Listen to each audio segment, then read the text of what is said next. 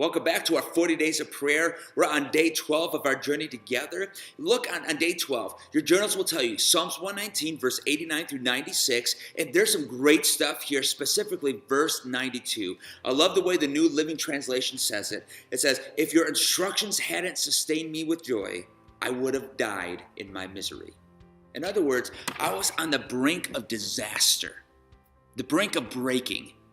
And your instructions, your word came in, it brought me joy, and that joy sustained me.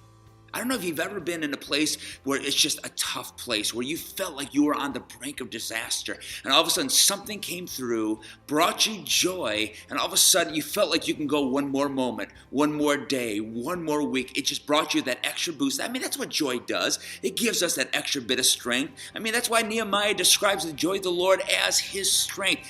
God's joy will bring you strength, and it sustains you to get to that next step. And specifically, the psalmist says, when I was on the brink of disaster, your word came in and brought me that joy. Why does God's word bring us joy? Because it reminds us of the promise of God. It reminds us that God is faithful. It reminds us that God is still the same yesterday, today, and forever, which meant that the God that I read about in Genesis chapter 1, verse 1, that breathed something out of nothing, created something out of chaos, can still work and move in my life. And maybe you're in the place where you are on the brink of chaos. You're on the brink of disaster. You feel just like the psalmist here. You feel like everything's going to fold. Would you just lean upon God today and not your understanding? Would you look to the word today and be reminded that the God of yesterday, today, and forever is wanting to work and move in and through your life, and he wants to bring you joy and let his joy sustain you through the tough time.